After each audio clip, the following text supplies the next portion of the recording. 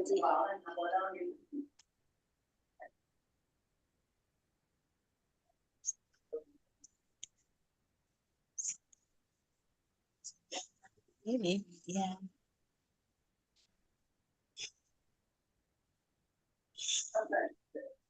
ഹരേ കൃഷ്ണ. ഹരേ കൃഷ്ണ. എല്ലാവർക്കും പ്രണാമം. ഹരേ കൃഷ്ണ. ഓം നമോ ഭഗവതേ വാസുദേവായ. ഓം നമോ ഭഗവതേ വാസുദേവായ. ഓം നമോ ഭഗവതേ വാസുദേവായ. ഓം അജ്ഞാനതിമിരാന്ധസ്യ ജ്ഞാനാഞ്ജനാശലാകയാ ചക്ഷുരുന്മീലിതം യേന തസ്മൈ ശ്രീഗുരവേ നമഃ. നമോ വിഷ്ണുപാദായ കൃഷ്ണപ്രേഷ്ഠായ ഭൂതലേ ശ്രീമതേ ഭക്തിവേദാന്ത സ്വാമിനിധി നാമിനെ. നമസ്തേ സാരസ്വതേ ദേവേ ഗൗരവാണി പ്രചാരിണേ നിർവിശേഷ ശൂന്യവാദി പാശ്ചാത്യദേശധാരിണേ. ജയ ശ്രീ കൃഷ്ണ ചൈതന്യ പ്രഭു നിത്യാനന്ദ ശ്രീ അദ്വൈത ഗദാധര ശ്രീവാസാദി ഗൗര ഭക്തവൃന്ദ. ഹരേ കൃഷ്ണ കൃഷ്ണ കൃഷ്ണ ഹരേ ഹരേ ഹരേ രാമ രാമ രാമ ഹരേ ഹരേ. ഹരേ കൃഷ്ണ. ശ്രീ രാധാ ഗോവിന്ദ് ടെമ്പിൾ ഇസ്കോൺ ബാംഗ്ലൂരിന്റെ ഉപദേശാമൃതം ക്ലാസ്സിലേക്ക് എല്ലാവർക്കും സ്വാഗതം. ഹരേ കൃഷ്ണ. എല്ലാവർക്കും പ്രണാമം. നമ്മള് 6ാമത്തെ ഉപദേശം കണ്ടിട്ടുണ്ടായിരുന്നു അല്ലെ? അപ്പൊ 6ാമത്തെ ഉപദേശത്തിൽ എന്താ മാതാജി പറഞ്ഞത്? ഇന്നലെ എന്താ നമ്മള് പഠിച്ചത്? ഇന്നലെ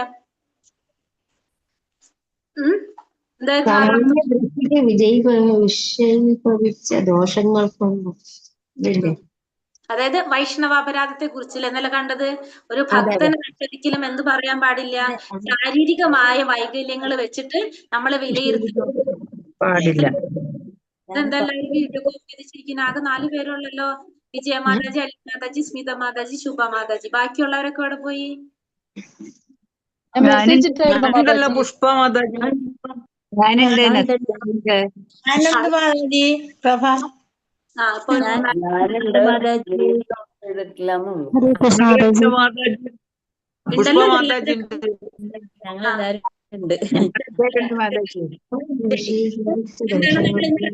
ഇന്നലത്തെ ഉപദേശം എന്തായിരുന്നു? ശാരീരികമായ ഭാഷയിൽ അല്ലെ, ശാരീരികമായ വൈകല്യങ്ങൾ വെച്ചിട്ട്, അതായത് ഒരു വ്യക്തി ഭക്തൻ കറുത്തവനാണെന്നോ അല്ലെങ്കിൽ വെളുത്തവനാണെന്നോ സൗന്ദര്യം ഇല്ലാന്നോ പിന്നെ വൈകല്യങ്ങൾ ഉണ്ടെന്നോ അല്ലെങ്കിൽ ജാതിയിൽ താഴ്ന്നവനാണെന്നോ ഇങ്ങനെയൊന്നും വിചാരിച്ചിട്ട് നമ്മൾ എന്ത് ചെയ്യാൻ പാടില്ല? നമ്മള് വിലയിരുത്താനായിട്ട് പാടില്ല. പിന്നെ അസുഖങ്ങളുണ്ട് അല്ലെങ്കിൽ അങ്ങനെയൊക്കെ ഉണ്ടാവുമല്ലോ, പല പല രീതിയിൽ ജാതി വർണ്ണം ഇതൊക്കെ നോക്കിയിട്ട് നമ്മൾ ഒരിക്കലും ഒരു ഭക്തനെ വിലയിരുത്താനായിട്ട് പാടില്ല. അത് എന്തിനോടാണ് അതിന് ഉപമിച്ചിരുന്നത്? എന്തുപോലെയാണ്? വെള്ളത്തിന്റെ സ്വഭാവങ്ങളായ കുമിള, നുര, ചെളി എന്നിവ കൊണ്ട്. ഏത് വെള്ളം? ഗംഗാജലം.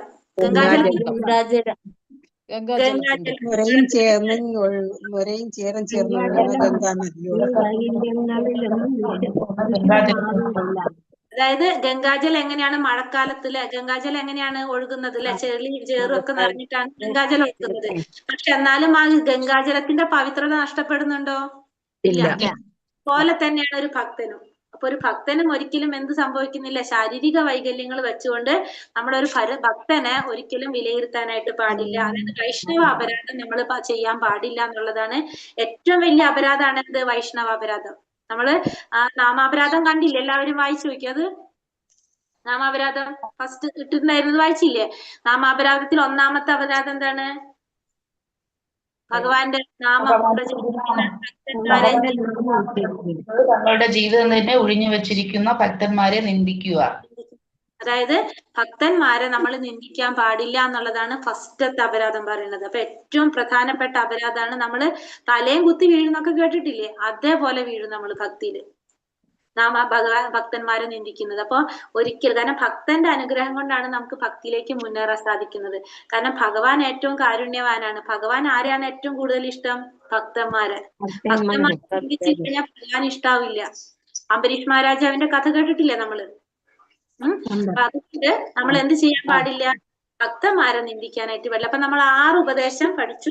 6 ഉപദേശം 2 ഗ്രൂപ്പായിട്ട് നമ്മൾ പഠിക്കുകയാണ്. 2 ഗ്രൂപ്പ് ആക്കുന്ന എന്തിനാണെന്ന് വെച്ചിട്ടുണ്ടെങ്കിൽ നമുക്ക് പരീക്ഷ വരുന്നത് എല്ലാം കൂടിയിട്ടാണ്. അപ്പൊ നിങ്ങൾക്ക് ഇത് അവൈലായിട്ടുണ്ടാവും അപ്പൊ ലാസ്റ്റ് വരുമ്പോ അത് മറക്കാതിരിക്കാനായിട്ട് നമ്മള് ആദ്യത്തെ 3 എണ്ണം ഒരു ഗ്രൂപ്പ്, ഒന്ന് ഒരു ഗുരുവിന് വേണ്ട യോഗ്യതകള്, പിന്നെ രണ്ടാമത്തത് ഒരു ഭക്തിയെ നശിപ്പിക്കുന്ന കാര്യങ്ങള്, ഭക്തിയെ പ്രോത്സാഹിപ്പിക്കുന്ന കാര്യങ്ങള്. 3 എണ്ണം ഒരു ഗ്രൂപ്പിൽ വന്നു.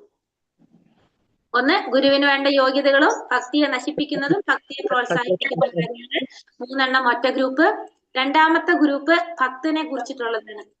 അതിൽ 1ാമത്തെ നമ്മൾ പറഞ്ഞു എന്താണ് ഭക്തന്മാര് തമ്മിലുള്ള സ്നേഹ കൈമാറ്റം എങ്ങനെയായിരിക്കണം ദാനം കൊടുക്കുക, ദാനം സ്വീകരിക്കുക, പിന്നെ രഹസ്യങ്ങൾ പറയാ, ചോദിച്ചു മനസ്സിലാക്കുക, പിന്നെന്താണ് വേറൊരെണ്ണം കൂടി പറഞ്ഞല്ലോ, ഭക്ഷണം കൊടുക്കുക, കഴിപ്പിക്കുക, കഴിക്കുക, അല്ലെ? അപ്പൊ ഒന്ന് ഭക്തന്മാര് തമ്മിലുള്ള പ്രീതി ലക്ഷണം എങ്ങനെയായിരിക്കണം എന്ന് കണ്ടു. രണ്ടാമത്തത് ഭക്തന്മാരുടെ തലങ്ങൾ കണ്ടു. ഓരോ ഭക്തന്മാരെയും എങ്ങനെയാണ് സമീപിക്കേണ്ടത്, അല്ലെ? കനിഷ്ഠ ഭക്തനെ നമ്മൾ മനസ്സുകൊണ്ട് ആദരിക്കണം, മധ്യമ ഭക്തനെ നമ്മള് പ്രണാമം ചെയ്തുകൊണ്ട് ആദരിക്കണം, ഒരു ഉത്തമ ഭക്തനെ നമ്മൾ സേവനം ചെയ്തുകൊണ്ട് ആദരിക്കണം, അല്ലെ? ഇപ്പൊ രണ്ടാമത്തത് ഭക്തന്മാരുടെ കണ്ടു. മൂന്നാമത്തത് ഭക്തന്മാരോട് കാണിക്കുന്ന അപരാധം. മൂന്നാമത്തത് എന്താണ്? വൈഷ്ണവ അപരാധം. ഈ മൂന്നെണ്ണം എന്തിന്റെ ഗ്രൂപ്പിൽ വന്നു? ഭക്തന്റെ ഒരു കാറ്റഗറിയിൽ വന്നു, അല്ലെ? നമ്മൾ 2 ഗ്രൂപ്പ് പഠിച്ചു. ഇപ്പൊ ആദ്യത്തെ 3 ഒരു ഗുരുവിന് വേണ്ട യോഗ്യതയെ, ഭക്തിയെ നശിപ്പിക്കുന്ന, ഭക്തിയെ പ്രോത്സാഹിപ്പിക്കുന്ന കാര്യങ്ങള് 1, 2, 3 അങ്ങനെ പഠിക്കുമ്പോൾ നിങ്ങൾക്ക് ഓർമ്മ നിൽക്കും. അതിനാണ് അങ്ങനെ തരുന്നത്.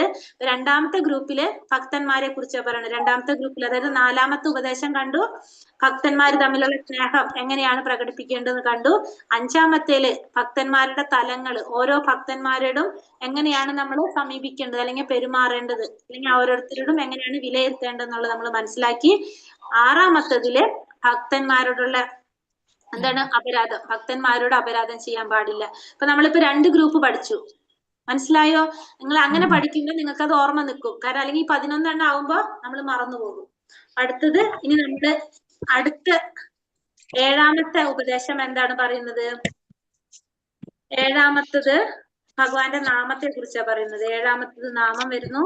പിന്നെ 8ാമത്തത് നാമാപരാധം.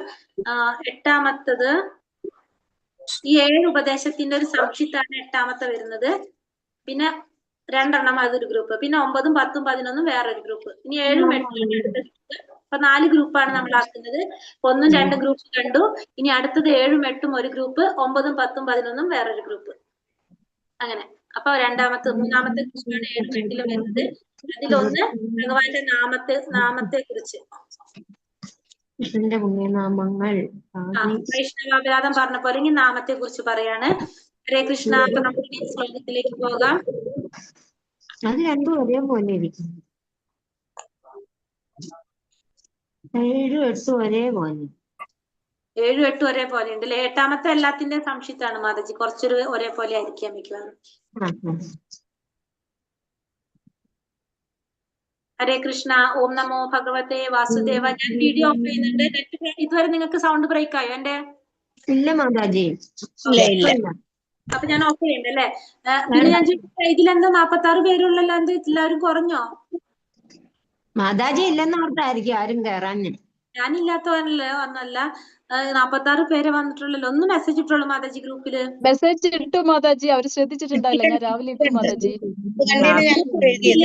ഉണ്ടായിരുന്നല്ലോ അല്ലെ? ശരി ശരി, അതുകൊണ്ടായിരിക്കും ചിലപ്പോ അല്ലെ?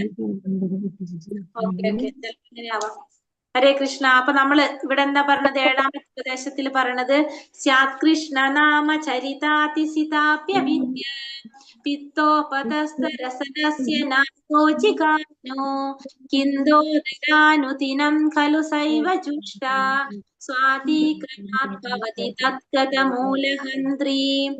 ശ്യാകൃഷ്ണ നാമ ചരിതാതി സിതാപ്യവിദ്യ പിത്തോപതസ്തരസനസ്യ നാരോചികാനോ കിന്ദാദരാനുദിനം ഖലു സൈവ ജുഷ്ടാ സ്വാതിക്രമാത് ഭവതി തത്കതമൂലഹന്ത്രീ.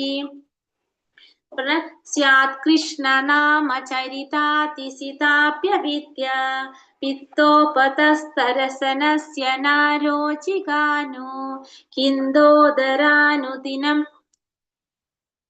ഖലു സൈവ ജുഷ്ടാ സ്വാതിക്രമാത് ഭവതി തത്കതമൂലഹന്ത്രീ. എന്താ ഇവിടെ പറയുന്നത്? കൃഷ്ണന്റെ തിരുനാമങ്ങളും ഗുണങ്ങളും പ്രവർത്തികളും ലീലകളും കൽക്കണ്ടം പോലെ ഉത്കൃഷ്ട മധുരമുള്ളതാണ്. അപ്പൊ ഭഗവാന്റെ നാമം, രൂപം, ഗുണം, ലീലകള് എല്ലാം എങ്ങനെയാണ്? കൽക്കണ്ടം പോലെ മധുരമുള്ളതാണ്. ഭഗവാന്റെ നാമമായാലും ഭഗവാന്റെ ഗുണങ്ങള്, ലീലകള് എല്ലാം അതും എങ്ങനെയാണ്? കൽക്കണ്ടം പോലെയാണ്. കൽക്കണ്ടത്തിന്റെ പ്രത്യേകത എന്താണ്? എവിടെ നിന്ന് രുചിച്ചാലും നമുക്കത് മധുരമുള്ളതാണ് അല്ലെ? കൽക്കണ്ടത്തിന്റെ ഏതെങ്കിലും ഭാഗം മധുരമില്ലാത്തതുണ്ടോ? എങ്ങനെ എടുത്ത് എവിടെ നിന്ന് കടിച്ചാലും അത് മധുരമായിരിക്കും. അതേപോലെ തന്നെയാണ് ഭഗവാന്റെ നാമവും രൂപവും ഗുണവും ലീലകളും. എത്ര കേട്ടാലും എവിടെ നിന്ന് കേട്ടാലും നമുക്ക് എന്താണത്? മധുരമുള്ളതാണ്. എപ്പോ കേട്ടാലും നമുക്ക് മധുരാണത്. എന്നാൽ എന്താ സംഭവിക്കുന്നത്? അവിദ്യയാകുന്ന രോഗം പിടിപെട്ട് രുചി കെട്ട നാവിനെ മധുരമുള്ളതൊന്നും രുചിച്ചറിയാൻ സാധ്യമല്ല. പക്ഷെ എന്താ സംഭവിക്കുന്നത്?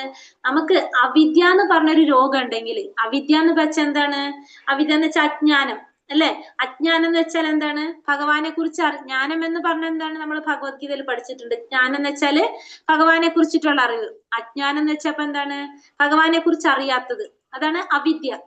അവിദ്യ എന്ന് പറഞ്ഞൊരു രോഗം നമുക്ക് പിടിപെട്ട് കഴിഞ്ഞാൽ എന്താ സംഭവിക്കുക? നമുക്ക് ആ മധുരം അല്ല, രുചി ഉണ്ടാവില്ല. ഭഗവാന്റെ നാമവും രൂപവും ഗുണവും ലീലകളെല്ലാം മധുരമുള്ളതാണ്. പക്ഷെ നമുക്ക് അജ്ഞാനം അല്ലെങ്കിൽ അവിദ്യ എന്ന് പറഞ്ഞൊരു രോഗം വന്നു കഴിഞ്ഞാല് നമുക്ക് ആ നാവിന് എന്ത് തോന്നില്ല? മധുരം തോന്നില്ല അല്ലേ? അതെ. അപ്പോ അതിന് ഒരു എക്സാം ഇത് പറഞ്ഞിരിക്കുന്നത്, അത്ഭുതം എന്ന് പറയട്ടെ, ഈ മധുരങ്ങളായി പുണ്യനാമങ്ങളെല്ലാം ദിവസവും മുടങ്ങാതെ കീർത്തിച്ചു കൊണ്ടിരുന്നാൽ അയാളുടെ നാവിൽ സ്വാഭാവികമായി രുചി വരികയും അങ്ങനെ ആ രോഗം ക്രമത്തിൽ വേറിട്ട് പോവുകയും ചെയ്യും. അപ്പൊ നമുക്ക് എന്താ പറഞ്ഞ, ഭഗവാന്റെ നാമം രൂപം ഗുണം ലീലകളൊക്കെ മധുരമുള്ളതാണ്, നമ്മളത് മധുരമുള്ളതാണെന്ന് പറഞ്ഞു. പക്ഷെ നമുക്ക് അവിദ്യ എന്ന രോഗം പിടിപെട്ട്, അതായത് ഭഗവാനെ കുറിച്ച് അറിയുന്നില്ലെങ്കിൽ നമുക്ക് അതിൽ എന്ത് തോന്നില്ല? നമുക്ക് ആ മധുരം തോന്നില്ല. ആ മധുരം തോന്നുന്നില്ലെങ്കിലും നമ്മൾ മുടങ്ങാതെ നമ്മള് ചെയ്തുകൊണ്ടിരിക്കുകയാണെന്ന് വെക്ക്. നമ്മളത് ചെയ്തുകൊണ്ടിരുന്നു കഴിഞ്ഞാൽ എന്താ സംഭവിക്കുന്നത്? നമുക്ക് സ്വാഭാവികമായിട്ടും എന്ത് വരും? നമ്മുടെ നാവിന് രുചി വരും. അങ്ങനെ നമ്മളെ രോഗം മാറിപ്പോവുകയും ചെയ്യും. അവിദ്യ എന്ന് പറഞ്ഞൊരു രോഗമാണ്, നമ്മുടെ അജ്ഞാനം എന്ന് പറഞ്ഞൊരു രോഗമാണത്. ആ രോഗം മാറ്റാൻ നമുക്ക് സാധിക്കും. എങ്ങനെയാണെങ്കിൽ, നമ്മൾ ആ രോഗം ഉണ്ടെന്ന് അറിഞ്ഞിട്ടും നമ്മൾ വീണ്ടും അത് ചെയ്തുകൊണ്ടേ ഇരിക്കുകയാണെങ്കിൽ നമ്മളെ രോഗം മാറിപ്പോകും. അതിന് പറയുന്നത്, നമുക്ക് മഞ്ഞപ്പിത്തം പിടിച്ചു കഴിഞ്ഞാൽ എന്താണ് സംഭവിക്കുക? നമുക്ക് മധുരം തോന്നോ? കഴിക്കുമ്പോ പഞ്ചസാര കഴിച്ചാൽ മധുരം തോന്നോ? പിടിച്ചിട്ടുള്ളവരുണ്ട് ആരെങ്കിലും?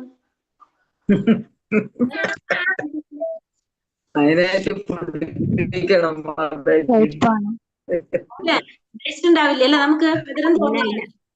എന്നിട്ടും നമ്മൾ എന്ത് ചെയ്തുകൊണ്ടിരിക്കും? നമ്മൾ അത് കഴിച്ചുകൊണ്ടേ ഇരിക്കുമ്പോൾ നമ്മുടെ രോഗം മാറുന്നതിനനുസരിച്ച് പതുക്കെ പതുക്കെ അതിന് രുചി വന്നുകൊണ്ടിരിക്കും. ആണല്ലോ? ആണോ? എനിക്കറിയില്ല, എനിക്ക് വന്നിട്ട് ആണല്ലേ? അതേപോലെ തന്നെയാണ് ഭഗവാന്റെ. അപ്പൊ ഈ മഞ്ഞപ്പിത്ത രോഗമായിട്ടാണ് ഇവിടെ കമ്പയർ ചെയ്തിരിക്കുന്നത്. കാമിലാരി എന്ന് പറയുന്നത്, കാമില രോഗം എന്ന് വെച്ചാൽ മഞ്ഞപ്പിത്തം. അതായത് അപ്പൊ നമ്മൾ എന്താ പറഞ്ഞ, ഭഗവാന്റെ നാമവും രൂപവും ഗുണവും ലീലകളൊക്കെ എങ്ങനെയാണ്? എന്തുപോലെയാണെന്ന് പറഞ്ഞു?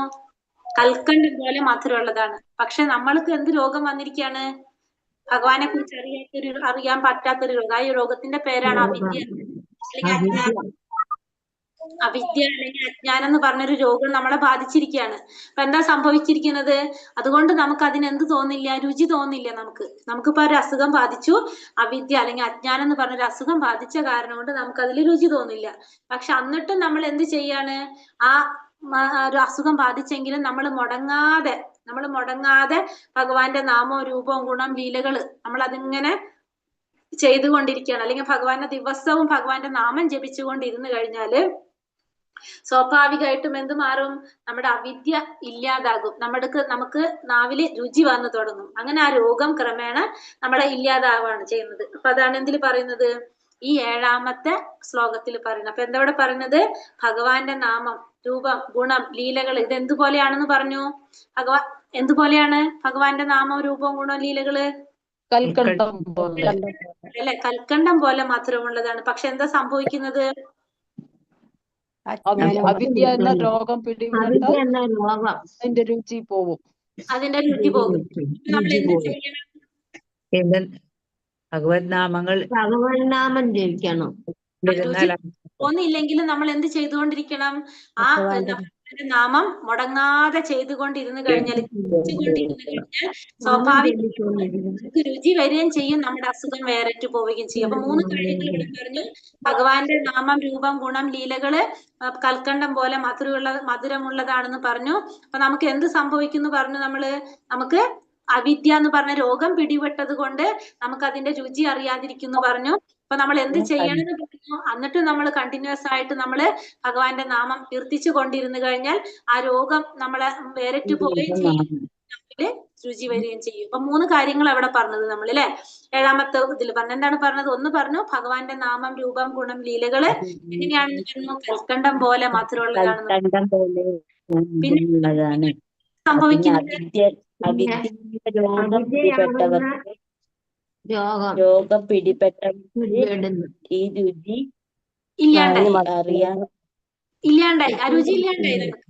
നമുക്ക് മനസ്സിലാവണ ഭാഷയിൽ പറയാം. നമുക്ക് ആ രുചി എന്ത് പറ്റി? അസുഖം വന്നപ്പോ ആ രുചി നമുക്ക് ഇല്ലാണ്ടായി. പിന്നെ അറിയാൻ കഴിയാതെയായി. എന്നിട്ട് നമ്മൾ എന്ത് ചെയ്തു? പിന്നെ അത് മനസ്സിലാക്കി ഭഗവത് നാമങ്ങൾ മുടങ്ങാതെ ജപിച്ചുകൊണ്ടിരിക്കും. എന്നാലും ഭഗവാന്റെ പുണ്യനാമങ്ങൾ ദിവസവും മുടങ്ങാതെ കീർത്തിച്ചുകൊണ്ടിരുന്നാൽ തോറും ശ്രദ്ധയോടുകൂടി സേവിക്കണം. ജപിച്ചുകൊണ്ടിരുന്നപ്പോ എന്ത് പറ്റി?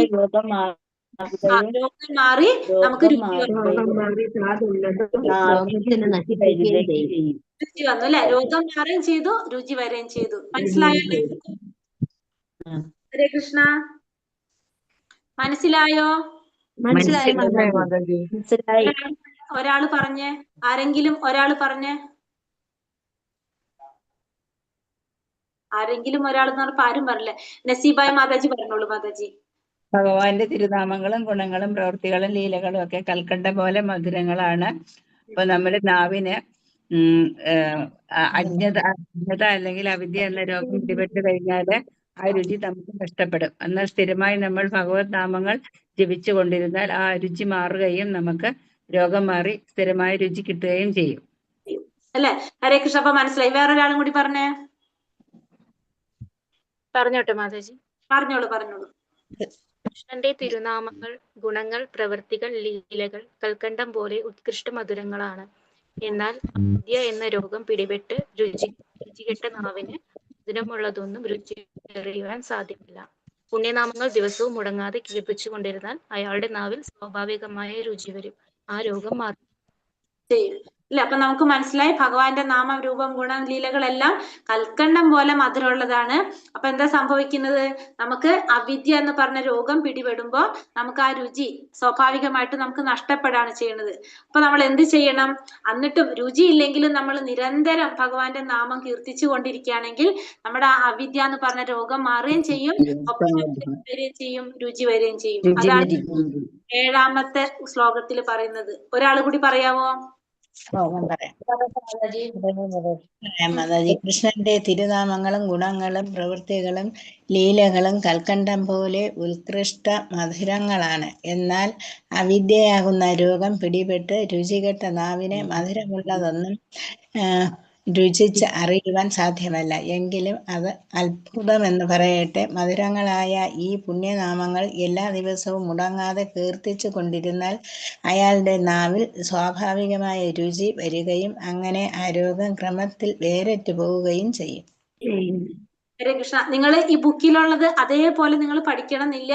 ഇപ്പൊ നമ്മൾ പറയുന്നത് എളുപ്പമാണെങ്കിൽ നിങ്ങൾ അത് നോട്ട് ചെയ്താൽ മതി. ഇപ്പൊ ഞാൻ പറയുന്നത് നിങ്ങൾക്ക് എളുപ്പമായിട്ട് തോന്നുന്നുണ്ടെങ്കിൽ അത് നോട്ട് ചെയ്ത് വെക്കാം. നമുക്ക് പറയാവുന്ന രീതിയിൽ ബുക്കിലുള്ള കാണാതെ പഠിക്കരുത് ഒരിക്കലും കേട്ടോ. നമുക്ക് മനസ്സിലാവുന്ന രീതിയിൽ നിങ്ങൾ പറഞ്ഞാൽ മതി കേട്ടോ. ഹരേ കൃഷ്ണ. അല്ല, എനിക്ക് തോന്നുന്നത് കാരണം നിങ്ങൾക്ക് മനസ്സിലാകും. പക്ഷെ ഇപ്പൊ നമ്മള് പുസ്തകത്തിലെ പോലെ പഠിക്കുമ്പോൾ നമുക്കത് ആതിരമായി നാവോടുകൂടി അതിന് രുചിയേരാം. അപ്പൊ നമ്മള് പറ്റുന്ന പോലെ നിങ്ങൾ പറ്റുകയാണെങ്കിൽ ഈ പറയുന്ന രീതിയിൽ നോട്ട് ചെയ്താൽ നിങ്ങൾക്ക് കുറച്ചും കൂടി ചിലപ്പോൾ എളുപ്പമായിരിക്കാം മനസ്സിലാക്കാനായിട്ട്.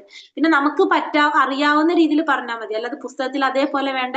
നമുക്ക് എങ്ങനെയാണോ നമ്മൾക്ക് പറയാൻ പറ്റുന്നത് അങ്ങനെ പറയാം. ഈ ഭൗതിക ലോകത്തിൽ ഒരാൾക്ക് കൃഷ്ണാവബോധത്തേക്കാൾ പ്രിയങ്കരമായത് ഭൗതിക ജീവിതമാണെങ്കിൽ അയാളെ രോഗിയായി കണക്കാക്കുക. അപ്പൊ നമ്മൾ ഈ ഭൗതിക ലോകത്തുള്ള നമ്മളൊക്കെ എങ്ങനെയാണ്? രോഗികളാണ്. നമുക്കറിയണ രോഗം പനിയും ചുമയും ഇതൊക്കെയാണ് അല്ലെ. അല്ലാത്ത വലിയൊരു രോഗം നമ്മളൊക്കെ ബാധിച്ചിട്ടുണ്ട്. അതാണ് ഈ ഭൗതിക ലോകത്തുള്ള നമ്മളൊക്കെ അനുഭവിച്ചു കൊണ്ടിരിക്കുന്ന രോഗം. ആ രോഗം എങ്ങനെയാണ് പറഞ്ഞത്? കൃഷ്ണാവബോധത്തെക്കാൾ നമുക്ക് പ്രിയങ്കരമായിട്ടുള്ളത് ഭൗതിക ജീവിതമാണെങ്കിൽ നമ്മളൊക്കെ എങ്ങനെയാണ്? രോഗികളാണെന്ന് പറയാം. നമുക്കറിയാവുന്നതാണ്. നമ്മള് ആകെ 1 മണിക്കൂറാണ് നമ്മൾ എന്തിലിരിക്കുന്നത്? കൃഷ്ണാവബോധത്തിലിരിക്കുന്നത്. ആ 1 മണിക്കൂർ കഴിഞ്ഞ ബാക്കി ഫുൾ ടൈം നമ്മൾ എവിടെയാണ്? ഐസിയുലാണ് നമ്മൾ അല്ലെ. നമ്മൾ രോഗികളാണ്. നമ്മൾ ആ ഒരു അങ്ങനത്തെ സ്റ്റേജിലാണ് നമ്മളൊക്കെ നിൽക്കുന്നത് ജീവിതത്തില്. ബാക്കി ഒരിത്തിരി സമയം നമ്മൾ എന്തിലിരിക്കുന്നുണ്ട്? കൃഷ്ണനെ കുറിച്ച് പറഞ്ഞ ആ ഒരു ബോധത്തിൽ നമ്മൾ ഇരിക്കുന്നുണ്ട്. അപ്പൊ നമ്മൾ എന്താണെന്ന് പറയാ? നമ്മള് രോഗികളാണെന്ന് പറയാം. ജീവസ്വരൂപഹരെ കൃഷ്ണേര നിത്യദാസ. നമ്മളൊക്കെ എങ്ങനെയാണ്? ജീവര സ്വരൂപഹായ കൃഷ്ണേര നിത്യദാസ. നമ്മള് നമ്മുടെ സ്വാഭാവികമായ സ്ഥിതി എന്ന് പറയുന്നത് ഭഗവാന്റെ നിത്യദാസത്വം എന്നതാണ് നമ്മുടെ സ്വാഭാവികമായ സ്ഥിതി. നമ്മൾ എന്ത് പറഞ്ഞു? നമ്മൾ ഭഗവാന്റെ നിത്യദാസന്മാരാണ്. നമ്മൾ എപ്പോഴും എന്താണ് ആഗ്രഹിക്കുന്നത്? ഭഗവാന് സേവനം ചെയ്യാന്നുള്ളതാണ് നമ്മുടെയൊക്കെ ലക്ഷ്യം. ജീവേര സ്വരൂപഹായ കൃഷ്ണര നിത്യദാസ. അത് എന്റെ ചൊല്ലനുസരിച്ച് ഭഗവാന്റെ നിത്യദാസത്വം അതാണ് നമ്മുടെ സ്വാഭാവികമായ സ്ഥിതി. അപ്പൊ നമ്മൾ എല്ലാവരും എന്ത് ചെയ്യേണ്ടതാണ്? ഭഗവാന്റെ സേവനം ചെയ്യേണ്ടവരാണ്. പക്ഷെ നമ്മൾ കൃഷ്ണന്റെ ബാഹ്യമായ മായാ ചൈതന്യത്താൽ ആകർഷിക്കപ്പെടുന്നു. പക്ഷെ എന്താ സംഭവിക്കുന്നത്? നമുക്ക് ഭഗവാന്റെ ആ ബാഹ്യമായിട്ടുള്ള മായാ ചൈതന്യത്തിൽ നമ്മൾ ആകർഷിക്കപ്പെടാണ് ചെയ്യുന്നത്. അതായത് ഈ ഭൗതിക ലോകത്തിലെ ആ മായാ ശക്തിയിൽ നമ്മൾ ആകർഷിക്കപ്പെടുന്നു.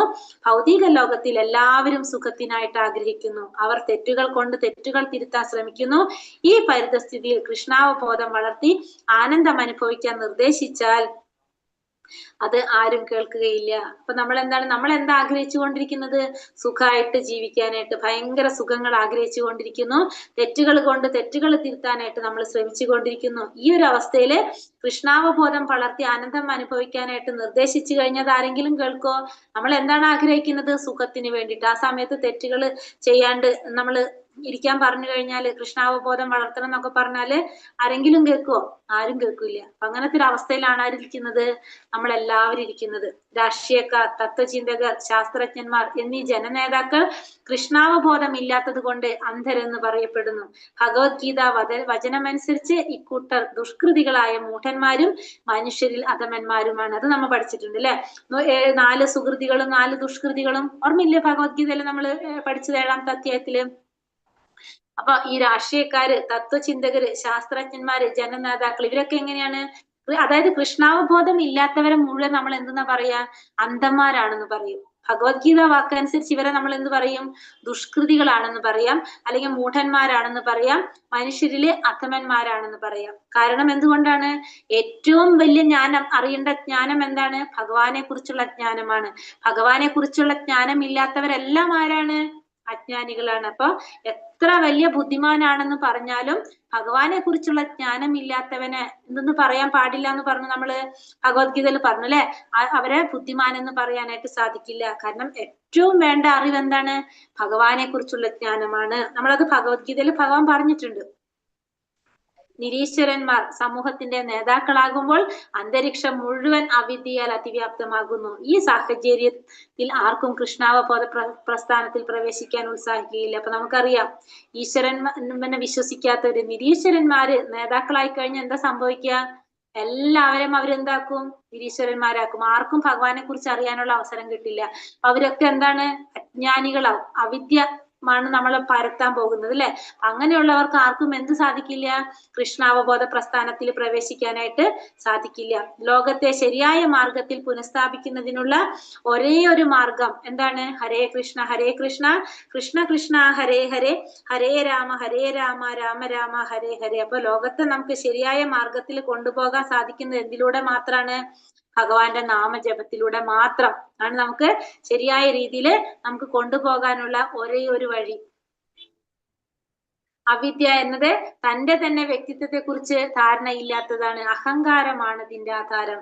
അപ്പൊ നമുക്ക് അവിദ്യ എന്ന് പറഞ്ഞ എന്താണ്? നമ്മുടെ മൂലസ്വരൂപം ഭഗവാനാണെന്ന് പറഞ്ഞു. അത് നമുക്ക് മനസ്സിലാക്കാൻ സാധിക്കാത്തതാണ് എന്ത്? നമ്മുടെ വ്യക്തിത്വമില്ലായ്മയെ കുറിച്ചുള്ള ധാരണ ഇല്ലാത്ത, അതിനാണ് അവിദ്യ എന്ന് പറയുന്നത്. അപ്പൊ നമ്മുടെ പിതാവാണ്. ഭഗവാൻ ആരാണ്?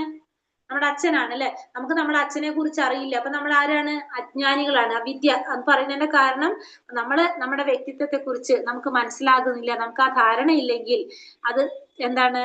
അവിദ്യയാണ് എന്ന് പറയാൻ. നമുക്ക് അഹങ്കാരമാണ് അതിന്റെ ആധാരം. നമ്മൾ എന്തുകൊണ്ടാണ് ഈ ഭൗതിക ലോകത്തിൽ വന്നത്? ഭഗവാനോട് അസൂയ തോന്നിയിട്ട് നമ്മളും ആഗ്രഹിച്ചു എന്ന് ഭഗവാനെ പോലെ വലിയ ആളാവണം. നമ്മൾ ചിന്തിച്ചപ്പോ നമ്മൾ ഇവിടേക്ക് വന്നു. ശരിയായ രോഗം മനസ്സിനാണ്. മനസ്സ് ശുദ്ധമായാൽ ബോധം ശുദ്ധമായി. ഭൗതികത രോഗത്താൽ അയാൾ ബാധിക്കപ്പെടുന്നില്ല. അപ്പൊ എപ്പോഴാണോ നമ്മുടെ മനസ്സ് അല്ലെങ്കിൽ നമ്മളെ മനസ്സ് ശുദ്ധമാകുന്നത് അല്ലെങ്കിൽ ബോധം ശുദ്ധമാകുന്നത് എങ്കിൽ മാത്രമേ നമുക്ക് എവിടെ നിന്ന് മോചനമുള്ളൂ? ഈ ഭൗതിക ലോകത്തിൽ നിന്ന് നമുക്ക് മോചനം ലഭിക്കുന്നുള്ളൂ. അല്ലെങ്കിൽ നമുക്ക് ഈ ഭൗതിക ലോകത്തിൽ നിന്ന് മോചനം സാധ്യമല്ല. ഭഗവത് നാമജപത്തിന് 3 ഘട്ടങ്ങളുണ്ട്. അപ്പൊ ഭഗവാന്റെ നാമം ജപിക്കുന്നതിന് 3 ഘട്ടങ്ങളുണ്ട്. ഏതൊക്കെയാണ് പറയുന്നത്? ഒന്ന് അപരാധ ഘട്ടം. ഇപ്പൊ നമ്മളൊക്കെ ജപിച്ചുകൊണ്ടിരിക്കുന്നത് ഏത് ഘട്ടത്തിലാണ്? അപരാധ ഘട്ടത്തിലാണ് നമ്മൾ നാമം ജപിക്കുന്നത്. കുറെ അപരാധങ്ങൾ നമുക്ക് സംഭവിക്കുന്നുണ്ട്. നമ്മൾ നാമം ജപിക്കുമ്പോ നമ്മളെ മനസ്സ് പല പല സ്ഥലത്തേക്ക് പോകുന്നുണ്ടാവും, നമ്മളെ ചിന്തകൾ പല സ്ഥലത്തേക്ക് പോകുന്നുണ്ടാവും, നമ്മൾ ഉറങ്ങുന്നുണ്ടാവും. ഇതൊക്കെ എന്താണ്? നമ്മൾ അപരാധ ഘട്ടത്തിലാണ് നമ്മൾ എല്ലാവരും നാമം ജപിക്കുന്നത്. ഇനി നമ്മൾ എന്നിട്ടും നമ്മളത് ചെയ്തുകൊണ്ടേ ഇരിക്കുമ്പോ നമുക്ക് എന്ത് മാറും? ആ അപരാധങ്ങളൊക്കെ കുറഞ്ഞു കുറഞ്ഞു വരുന്ന ഒരു ഘട്ടം എത്തും. രണ്ടാമത്തെ ഘട്ടം, അതായത് ഒന്നാമത്തെ നമ്മൾ പറഞ്ഞു അപരാധ ഘട്ടം. അപ്പൊ അതായത് നാമാപരാധ എന്നാണ് പറയുന്നത്. 3 ഘട്ടമാണുള്ളത് ജപത്തിന്. ഒന്നാമത്തെ ഘട്ടം നാമാപരാധ, ഒന്നാമത്തെ ഘട്ടം.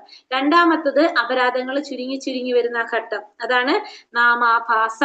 നാമഭാസ, ഭരതന്റെ നാമാഭാസ എന്നാണ് രണ്ടാമത്തെ ഘട്ടത്തിനെ പറയുന്നത്. അത് അപരാധങ്ങളൊക്കെ കുറഞ്ഞു കുറഞ്ഞു വരുന്ന ആ ഘട്ടത്തിനാണ് എന്ന് പറയുന്നത് നാമാഭാസ. പക്ഷെ അപ്പോഴും എന്തായിട്ടില്ല? ശുദ്ധനാമം ആയിട്ടില്ല നമ്മളെ. പക്ഷെ അപരാധങ്ങൾ കുറഞ്ഞിട്ടുണ്ട് കുറച്ച്. മൂന്നാമത്തതാണ് എന്ത്? ശുദ്ധനാമം. മൂന്നാമത്തതാണ് ശുദ്ധനാമം എന്ന് പറയുന്നത്. അപ്പൊ ആ നാമാജപത്തിന് 3 ഘട്ടങ്ങള്. ഒന്നാമത്തത് നാമ അപരാധം, രണ്ടാമത്തത് നാമാഭാസം, ശുദ്ധനാമം. മൂന്നാമത്തത് ശുദ്ധനാമം. ഒന്നാമത്തത് അപരാധത്തോടു കൂടി നമ്മൾ ജപിക്കുന്നതാണ് എന്ത്? അപരാധ നാമജപം, നാമാപരാധം എന്ന് പറയുന്നത്. രണ്ടാമത്തിൽ വരുമ്പോൾ അപരാധങ്ങൾ കുറഞ്ഞു കുറഞ്ഞു വരും, അതാണ് നാമാഭാസം. മൂന്നാമത്തത് പരിശുദ്ധമായിട്ടുള്ള ഭഗവാന്റെ നാമം ജപിച്ചുകൊണ്ടിരിക്കാൻ സാധിക്കും നമുക്ക്, അതാണ് ശുദ്ധനാമം. നാമാപരാധത്തിൽ നമ്മൾ ശുദ്ധനാമം എന്ന് പറയുന്നത്. അപരാധ നിർമുക്തമായ ഘട്ടം. 10 തരം നാമാപരാധങ്ങളെ സാവധാനം പരിഹരിച്ചാൽ അടുത്ത ഘട്ടം ദർശിക്കാം. അപ്പൊ ഈ നാമാപരാധങ്ങൾ നമ്മൾ പരിഹരിച്ചാലാണ് നമുക്ക് അടുത്ത ഘട്ടത്തിലേക്ക് പോകാൻ സാധിക്കുന്നത്. നാമാപരാധ ജപത്തിനും ശുദ്ധ ജപത്തിനും മധ്യയുള്ള ഇടമാണ് ശുദ്ധ ഘട്ടത്തിലേക്ക് കടന്നു കഴിഞ്ഞാൽ ഉടനെ മുക്തി ലഭിക്കും. നാമാപരാധ ജപത്തിനും ശുദ്ധ നാമജപത്തിനും മധ്യത്തിലുള്ള ഇടമാണിത് ഈ രണ്ടാമത്തത്. ഏതാണ്? നാമാഭാസ എന്ന് പറയുന്നത്. ശുദ്ധഘട്ടത്തിലേക്ക് കടഞ്ഞാൽ പിന്നെന്താണ്? ഉടനെ നമുക്ക് എന്ത് കിട്ടും? മുക്തി കിട്ടും. കാരണം ശുദ്ധമായിട്ട് നമുക്ക് നാമം ജപിക്കാൻ സാധിക്കാന്ന് പറഞ്ഞാൽ നമ്മള് ആ ഒരു ലെവലിലേക്ക് നമ്മൾ എത്തി. സംസാരമാകുന്ന കാട്ടുതീയിൽ നിന്ന് രക്ഷപ്പെട്ടാൽ അയാൾക്ക് ദിവ്യ ജീവിതത്തിന്റെ രുചി അറിയാനായിട്ട് സാധിക്കും. ഈ സംസാര സാഗരത്തിൽ നിന്ന് നമ്മൾ രക്ഷപ്പെട്ട് കഴിഞ്ഞാൽ, സംസാരമാകുന്ന കാട്ടുതീയാ പറയുന്നത്, കാട്ടുതീയിൽ നിന്ന് രക്ഷപ്പെട്ട് കഴിഞ്ഞാൽ നമുക്ക് എന്തറിയാൻ സാധിക്കും? ആ ദിവ്യ ജീവിതത്തിന്റെ രുചി നമുക്ക് മനസ്സിലാക്കാനായിട്ട് സാധിക്കുള്ളൂ. അതിന് നമ്മൾ എന്ത് വേണം? ഈ ഭൗതിക ലോകത്തിൽ നിന്ന് നമ്മൾ രക്ഷപ്പെടണം. ഭവസാഗരാണ് എപ്പോഴും പറയുന്നത്. ഇവിടെ എന്താ പറയുന്നത്? കാട്ടുതീയാ പറഞ്ഞിരിക്കുന്നത്. ജപം മൂലം ശ്രദ്ധ വർദ്ധിച്ചാൽ അയാൾക്ക് കൃഷ്ണാവബോധ സമിതിയിൽ അംഗമാകാം. എപ്പോഴാണ് നമ്മൾ ജപിച്ച് നമുക്ക് ശ്രദ്ധ വന്നു തുടങ്ങുന്നത്, വിശ്വാസം വന്നു തുടങ്ങുന്നത്? അപ്പൊ നമുക്ക് എന്താകാൻ സാധിക്കും? കൃഷ്ണാവബോധ സമിതിയിൽ അംഗമാകാനായിട്ട് സാധിക്കും. ചില അനുകരണക്കാർ ക്രമത്തിൽ കൃഷ്ണാവബോധ തൽപരരായി തീർന്ന് ആചാര്യൽ നിന്ന് ദീക്ഷ സ്വീകരിക്കാനായിട്ട് മുന്നോട്ട് വരാറുണ്ട്. ആത്മാർത്ഥതയുള്ളവന് ദീക്ഷ നൽകപ്പെടാറുണ്ട്. അപ്പോ നമുക്കറിയാവുന്നതാണ് അല്ലെ. ഇപ്പൊ കൂടുതൽ കൃഷ്ണാവബോധത്തിനെ കുറിച്ച് കൂടുതൽ അറിഞ്ഞ് ഭഗവാനെ കുറിച്ച് കൂടുതൽ അറിയുമ്പോൾ നമുക്കൊരു എന്താ പറയാ, കലിയുഗത്തില് നമ്മൾ പറഞ്ഞിരിക്കുന്നത് നാമജപ യജ്ഞാണ് ഭഗവാൻ പറഞ്ഞിരിക്കുന്നത്. അപ്പൊ നാമജപ യജ്ഞം എന്ന് പറയുമ്പോൾ നാമജപത്തിന് വളരെ പ്രാധാന്യമുണ്ട്.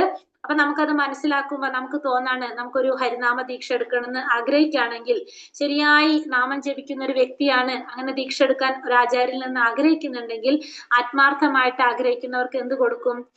ഇതിൽ നിന്ന് ദീക്ഷ കൊടുക്കുന്നുണ്ട്.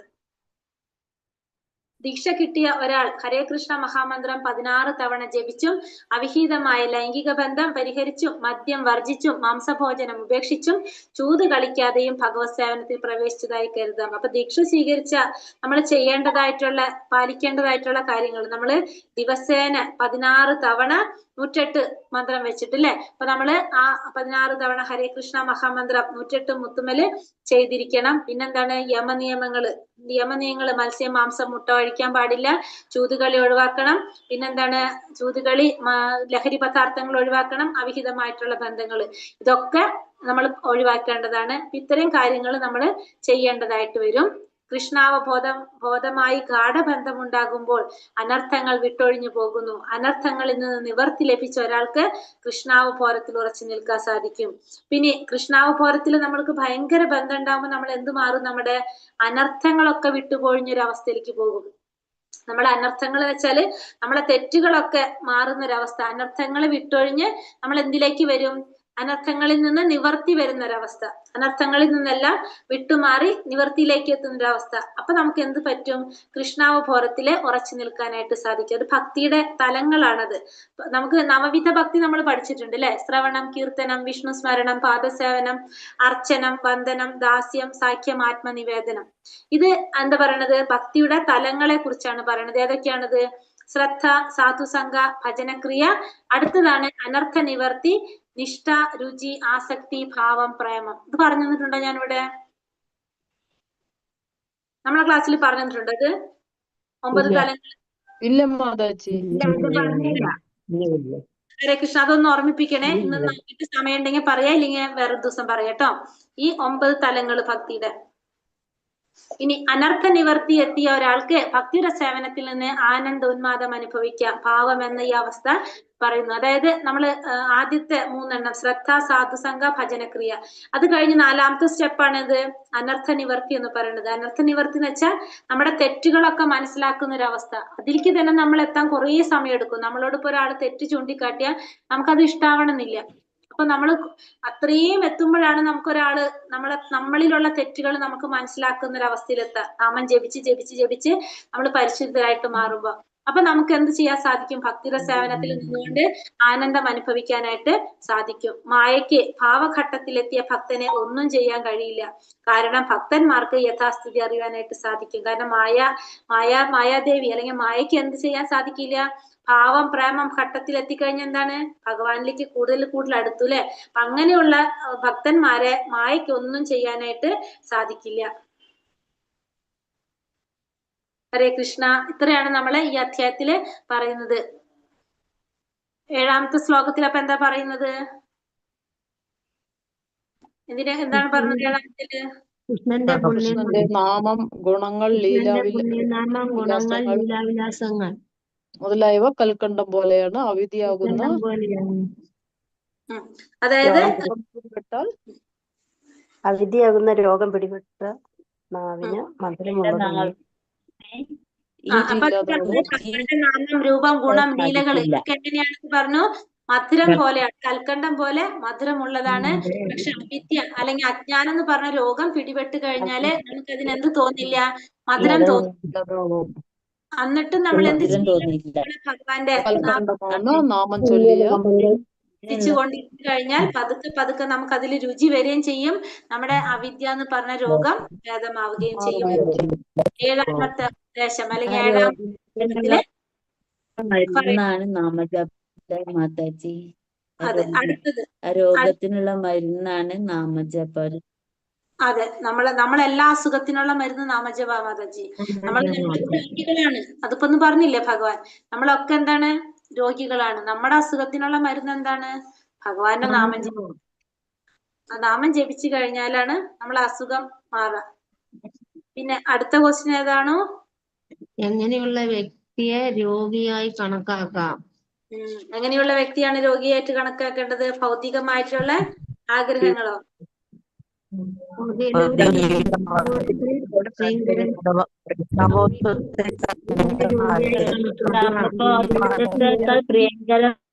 ഹരേ കൃഷ്ണ, ഒരാള് പറയാവോ? എനിക്കൊന്നും മനസ്സിലായില്ല. ഭൗതിക ലോകത്തിൽ ഒരാൾക്ക് കൃഷ്ണാവബോധത്തെക്കാൾ പ്രിയങ്കരമായത് ഭൗതിക ജീവിതമാണെങ്കിൽ അയാളെ രോഗിയായി കണക്കാക്കാം അല്ലെ? ഭൗതിക ലോകമാണ്, ഭൗതികമായിട്ടുള്ള ആഗ്രഹങ്ങളാണ് കൃഷ്ണാവബോധത്തെക്കാൾ കൂടുതലെങ്കിൽ ആ വ്യക്തിയെ നമ്മൾ എന്തായിട്ട് പറയണം? രോഗിയായിട്ട് കണക്കാക്കാം. അടുത്തത് ജീവാത്മാവിന്റെ സ്വാഭാവികമായിട്ടുള്ള സ്ഥിതി എന്താണ്? ജീവേര സ്വരൂപഹായ കൃഷ്ണര നിത്യദാസ്, അതായത് ഭഗവാന്റെ നിത്യദാസത്വം. എന്താണ് സ്വാഭാവികമായിട്ടുള്ള സ്ഥിതി? ഭഗവാന്റെ നിത്യദാസന്മാരാണ്. അതാണ് അതിന്റെ അർത്ഥം. ഭഗവാന്റെ നിത്യദാസന്മാരാണ് നമ്മള്. ഭഗവത്ഗീത വചനം അനുസരിച്ച് ദുഷ്കൃതികളായ മൂഢന്മാരും മനുഷ്യരിൽ അധമന്മാരുമായവരാരൊക്കെയാണ്? ആരാണ്? രാഷ്ട്രീയക്കാർ, തത്വചിന്തക്കാർ, ഒരാളും കൂടി ഉണ്ടല്ലോ. നേതാക്കന്മാർ, കൃഷ്ണാബോധമില്ലാത്തതുകൊണ്ടാണ് മൂഢന്മാരും മനുഷ്യരുമായി അധന്മാന്മാരുടേത്. ജ്ഞാനമില്ലാത്തവർ. 4 പേര് ദുഷ്കൃതികളായിട്ടുള്ള 4 പേര്. അവർ 4 പേര് നമുക്ക് ആരായിട്ട് പറയാം? ഭഗവത്ഗീത വചനം അനുസരിച്ച് ഇവരൊക്കെ ദുഷ്കൃതികളാണെന്ന് പറയാം അല്ലെ. എപ്പോഴാണ് അന്തരീക്ഷം മുഴുവൻ അവിദ്യയാൽ അതിവ്യാപ്തമാകുന്നത്?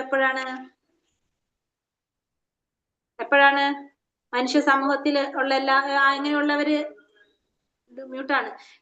എപ്പോഴാണ് നമ്മൾ അന്തരീക്ഷം മുഴുവൻ അവിദ്യ കൊണ്ട് വ്യാപ്തമാകുന്നത്? നിരീശ്വരന്മാര് സമൂഹത്തിന്റെ നേതാക്കളാകുമ്പോൾ അല്ലെ. നിരീശ്വരന്മാര് സമൂഹത്തിന്റെ നേതാക്കളാകുമ്പോഴാണ്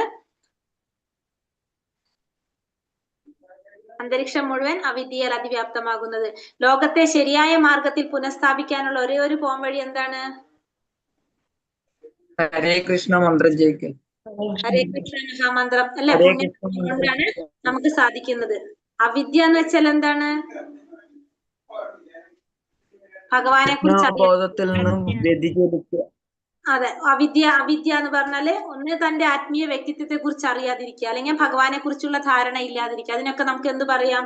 അവിദ്യ എന്ന് പറയാം. അതായത് തന്റെ ആത്മീയമായ വ്യക്തിത്വം, നമ്മൾ ആരാണ്? ഭഗവാന്റെ ദാസന്മാരാണ്, നമുക്ക് മനസ്സിലാക്കാതിരിക്കുക, നമ്മുടെ മൂലസ്വരൂപത്തെ കുറിച്ച് അറിയാതിരിക്കുക, അല്ലെങ്കിൽ ഭഗവാനെ കുറിച്ച് മനസ്സിലാക്കാതിരിക്കുക. അതിനൊക്കെ നമുക്ക് എന്ത് പറയാം? അവിദ്യ എന്ന് പറയാനായിട്ട് സാധിക്കും. ഭഗവാന്റെ നാമജപത്തിന്റെ 3 ഘട്ടങ്ങൾ ഏതൊക്കെയാണ്? നാമാപരാധം, നാമാഭാസം, ശുദ്ധനാമം. മൂന്നാമത്തേതാണ് ശുദ്ധനാമം. നാമാപരാധം, രണ്ടാമത്തെ നാമാഭാസം, മൂന്നാമത്തത് ശുദ്ധനാമം. അത് നോട്ട് ചെയ്തോളാം, അത് ബുക്കിൽ ഇല്ലാത്താണ്. നാമാപരാധം, നാമാഭാസം, ശുദ്ധനാമം. എപ്പോഴാണ് ഒരാൾക്ക് കൃഷ്ണനിൽ ഉറച്ചു നിൽക്കാൻ സാധിക്കുന്നത്? എപ്പോഴാണ് ഉറച്ചു നിൽക്കാൻ സാധിക്കുന്നത്? എപ്പോഴാണ് ഒരാൾക്ക്? അനർത്ഥങ്ങളിൽ നിന്ന് നിവർത്തി ലഭിച്ചവരാണ് അല്ലെ. അനർത്ഥ നിവർത്തി അല്ലെ നമ്മൾ പറഞ്ഞത്. അനർത്ഥങ്ങളിൽ നിന്ന്, അതായത് തെറ്റുകളിൽ നിന്ന് നമുക്ക് എന്ത് മാറാമായ ബോധം വരാം. അനർത്ഥങ്ങളിൽ നിന്ന് നിവർത്തി ലഭിച്ച ഒരു വ്യക്തിക്ക് കൃഷ്ണാവബോധത്തിൽ ഉറച്ചു നിൽക്കാൻ സാധിക്കും. അനർത്ഥങ്ങളിൽ നിന്ന് നിവർത്തി ലഭിച്ച ഒരു വ്യക്തിക്ക് കൃഷ്ണാവബോധത്തിൽ ഉറച്ചു നിൽക്കാനായിട്ട് സാധിക്കും. ഭക്തിയുടെ 9 ഘട്ടങ്ങൾ അത് ഞാൻ പറഞ്ഞു തന്നിട്ടില്ല, പറഞ്ഞു തരാം ജസ്റ്റ്. ഏതൊക്കെയാണ്? ശ്രദ്ധ, സാധുസംഗ, ഭജനക്രിയ, അനർത്ഥ നിവർത്തി, നിഷ്ഠ, രുചി, ആസക്തി, ഭാവം, പ്രേമം. അത് ഡീറ്റെയിൽ ആയിട്ട് വേറൊരു ദിവസം പറഞ്ഞുതരാം കേട്ടോ. ഓർമ്മിപ്പിക്കണേ. ഏത് തലത്തിലാണ് മായയ്ക്ക് ഒരു ഭക്തനെ ശല്യപ്പെടുത്താൻ സാധിക്കാത്തത്? ഭഗവാന്റെ നാമം ചൊല്ലി മായ കുറെ ഈ പറഞ്ഞ ഘട്ടങ്ങളുണ്ടല്ലോ. ഭാവഘട്ടത്തിലെത്തിയ മായയ്ക്ക് നാശമില്ലെങ്കിലും ഭാവഘട്ടത്തിലെത്തിയ ഒന്നും ചെയ്യാൻ സാധിക്കില്ല. ഭാവഘട്ടത്തിൽ എത്തിക്കഴിഞ്ഞാല് ആ ഭക്തനെ ഒന്നും ചെയ്യാൻ ആർക്ക് സാധിക്കില്ല? മായയ്ക്ക് സാധിക്കും. ഘട്ടത്തിൽ ആ ഘട്ടം നമ്മൾ ഭക്തിയുടെ തലങ്ങള് വളരെ പ്രധാനപ്പെട്ടതാണ്. ഏതൊക്കെയാണ്? ശ്രദ്ധ എന്ന് വെച്ചാല് വിശ്വാസം. ഭഗവാനിൽ നമുക്ക് ഭയങ്കര വിശ്വാസം ഉണ്ടാവുക. അതായത് ഏതൊരു സമയത്തും നമുക്ക് എന്ത് വന്നാലും ഭഗവാൻ നമ്മളെ രക്ഷിക്കുന്നുള്ളൊരു വിശ്വാസം നമുക്ക് ഉണ്ടാവുക. സാധുസംഗ എന്ന് വെച്ചാൽ എന്താണ്? സത്സംഗം, സാധുക്കളായിട്ട് അല്ലെങ്കിൽ സത്സംഗം, നല്ല ഭക്തന്മാരുമായിട്ടുള്ള ഒരു കൂട്ട്. ഭജനക്രിയ എന്ന് പറയുമ്പോ ഈ നാമജപവും ഭാഗവത ശ്രവണൊക്കെ ഏതിൽ വരും? ഭജനക്രിയയിൽ വരും. ഇത് 3ഉം ആര് ചെയ്യേണ്ടതാണ്? നമ്മൾ തന്നെ ചെയ്യണം. ആരും നമ്മളെ പൊക്കിക്കൊണ്ട് പോയിട്ട് ഇരുത്തൂല്ല. പ്രവാസി കയറാൻ പറഞ്ഞിട്ട് ആരും നമ്മളെ ഭഗവാനിൽ വിശ്വാസം ഉണ്ടാക്കാൻ പറഞ്ഞിട്ട് ഒന്നും ചെയ്യാൻ പറ്റില്ല. ഭഗവാനിൽ വിശ്വാസം നമുക്ക് സ്വന്തമായിട്ട് ഉണ്ടാവണം. സത്സംഗത്തിന് നമ്മൾ തന്നെ പോണം. നാമം നമ്മൾ തന്നെ ജപിക്കണം. ഈ 3 കാര്യം ആര് തന്നെ ചെയ്യണം? നമ്മൾ തന്നെ ചെയ്യണം. ഈ 3 കാര്യവും നമ്മൾ ചെയ്താല് 4ാമത്തെ സ്റ്റേജിൽ നമ്മൾ എത്തും. അനർത്ഥ നിവർത്തി എന്നുവെച്ചാൽ തെറ്റുകളൊക്കെ മാറി നമുക്ക് മനസ്സിലാക്കാവുന്ന ഒരു അവസ്ഥയിൽ നമ്മൾ എത്തും. അനർത്ഥ നിവർത്തി. അത് കഴിയുമ്പോൾ നമുക്ക് എന്ത് വരും? അവിടെ നിഷ്ഠ വരും. നിഷ്ഠ എന്ന് വെച്ചാൽ എന്താണ്? നമ്മളൊന്ന് കറക്റ്റ് ആയിട്ട് സ്റ്റഡി ആയിട്ട് പോകും അല്ലെ. സ്ഥിരമായിട്ട് നമ്മൾ ചെയ്യുന്ന ഒരു കാര്യമല്ലേ നിഷ്ഠ. വരും. നിഷ്ഠ വരുമ്പോ അനർത്ഥ നിവർത്തി, നിഷ്ഠ, രുചി. അപ്പൊ നമുക്ക് അതിൽ എന്ത് വന്നു തുടങ്ങും? അത്രയും നാള് നമ്മൾ എക്സസൈസ് പോലെ ചെയ്തുകൊണ്ടിരിക്കുന്നു. പിന്നെ നമുക്ക് അവിടെ ഒരു രുചി വരും. നമ്മൾ ആ ചെയ്യുന്ന നാമത്തിലും ഭഗവാന്റെ സത്സംഗത്തിൽ അല്ലെങ്കിൽ ഭഗവാന്റെ കീർത്തിക്ക, ഭാഗവതം കേൾക്കുക, ഇതൊക്കെ നമുക്ക് കേൾക്കുമ്പോ അതിലൊരു രുചി വരും. പിന്നെ രുചി വരുമ്പോൾ എന്ത് വരും? ആസക്തി വരും. അതിനോട് ആസക്തി വരുമ്പോ നമുക്ക് ഭാവങ്ങൾ വന്നു തുടങ്ങും. നമ്മൾ ഉള്ളിൽ നിന്ന് നമ്മൾ ചെയ്യാൻ തുടങ്ങും അല്ലെ. നമുക്കപ്പൊ ഭാവം വരും. അപ്പൊ ഏത് വരും? പ്രേമം വരും നമുക്ക് ഭഗവാനോട്. അങ്ങനെയാണ് 9 തലങ്ങൾ പറയുന്നത് ഭക്തിയുടെ. ഹരേ കൃഷ്ണ. ഞാൻ പറഞ്ഞുതരാം ഒരു ദിവസം അത്. ഇപ്പൊ ഞാൻ ജസ്റ്റ് പറഞ്ഞതാണ്. ഹരേ കൃഷ്ണ.